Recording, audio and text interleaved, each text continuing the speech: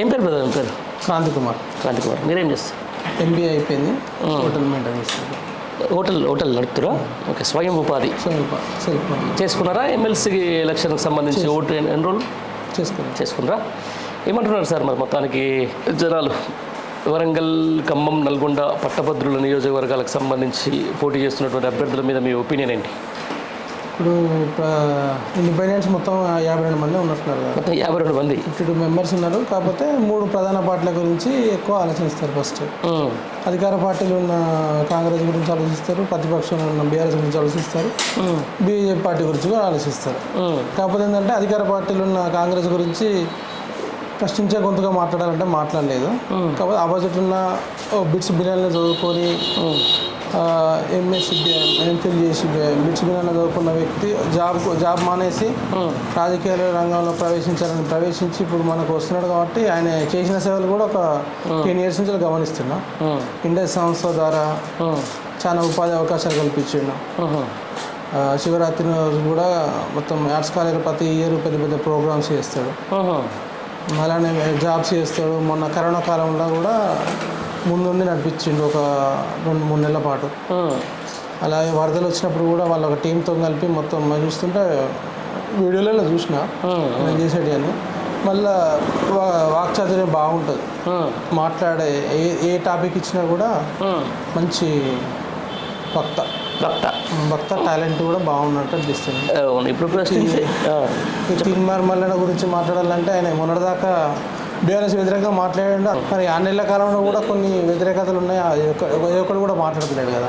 కాబట్టి ఆయన కాంగ్రెస్ పార్టీకి సంబంధించిన వ్యక్తి అని అర్థమైపోయింది. అంటే ఆయన ఇప్పుడు ఏ న్యూస్లు కూడా ఆయన చూసినట్లేదు. అప్పుడేదో బాగా సంపాదించింది కానీ ఇప్పుడు ఆయన పని అయిపోయింది. అది ఏముండదు. అంతేనా?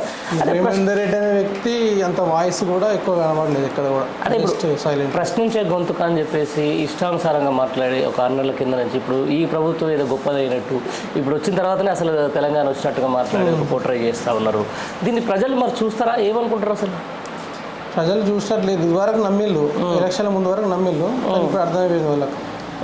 ఇప్పుడు ఏంటంటే ఇప్పుడు ఆయన చేసిన కూడా దాని ఆపోజిట్ కూడా కొన్ని వస్తున్నాయి కదా. ఈయన చేసిన తప్పులేంది, ఈయన చేసిన అందరు బెదిరించి అది చేసిన అవన్నీ ఉన్నాయి కదా. అవన్నీ కూడా యూట్యూబ్లో చూస్తున్నాం. దాన్ని బట్టి జనాలు కూడా అర్థమైపోతుంది. అది ఇప్పుడు అధికార పార్టీ నుంచి అధికార పార్టీ కండవ కప్పుకొని వాళ్ళ ఎన్నికల్లో నిలబడ్డ వ్యక్తి రేపు ఏ ప్రభుత్వాన్ని ప్రశ్నిస్తాడా లేకపోతే ప్రజల పక్షాన్ని నిలబడతాను ఎట్లా అనుకోవచ్చు? ప్రజల పక్షాన్ని అయితే నిలబడలేడు, ప్రభుత్వాన్ని కూడా ప్రశ్నించలేడు.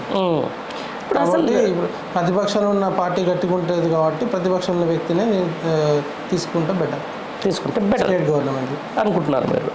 రైట్. మొత్తానికి ఇప్పుడు అంటే ఈ ఎన్నికలు వేరు, అంత కొంచెం మేధావి వర్గానికి సంబంధించిన ఎన్నికలు, అంత గ్రాడ్యుయేట్స్ కాబట్టి. గతంలో హలీలుగానే హామీలు ఇచ్చేసిండ్రు, ఇష్టానుసారంగా మాట్లాడేసిండ్రు, ఏది పడుతుంది చెప్పేసిండ్రు. అవుతుందా మళ్ళీ ఈసారి కూడా గ్రాడ్యుయేట్లు కూడా అదే తప్పు చేస్తారా? గ్రాడ్యుయేట్స్ అంటే ఇప్పుడు ఇంతకుముందు ఎలక్షన్స్ అనేసరికి ఏదో చాలామంది గ్రామీణ ప్రాంతాలలో హైదరాబాద్ సిటీలో ఎక్కువ వాళ్ళ గురించి అర్థమైంది. కానీ గ్రామీణ ప్రాంతాలలో ఎక్కువ ఈ వాయిస్ ఛానల్ చూసి దానికి ఏదో మోటివేట్ అయ్యి తప్పు చేసేది. కానీ ఇప్పుడు వాళ్ళకి అర్థమవుతుంది కొద్దిగా. ఇప్పుడు 6 నెలల వాటి కూడా తెలుస్తుంది. వాళ్ళు ఈ 5-6 monthsలో కనీసం ఒక ప్రాజెక్ట్ గురించి మాట్లాడలేదు. వాళ్ళు 6 గ్యారెంటీలలో 1 గ్యారెంటీ 6 గ్యారెంటీ 13 అంశాలలో ఒకటే బస్ ఫ్రీ ఒకటే పెట్టిండు. దాంట్లో తనుకుని కుదుకుని తప్ప ఏం లేకపోయింది. అది కూడా ఏం లేకపోయింది. మిగతాది కూడా కష్టం అనిపిస్తుంది. రుణమాఫీ అంటే రుణమాఫీ కావాలంటే 36,000 కోట్లు కావాలి. ఏం చదువుతారో మళ్ళీ మొన్న కడుపు కట్టుకుంటే వాయిస్ ఇచ్చి ఒక మనం కడుపు కట్టుకొని పని చేద్దాం అని అంటే తినడు అప్పు పని చేద్దాం అంటాను. అంటే తినడానికి వచ్చినట్టు ఉన్నాడు.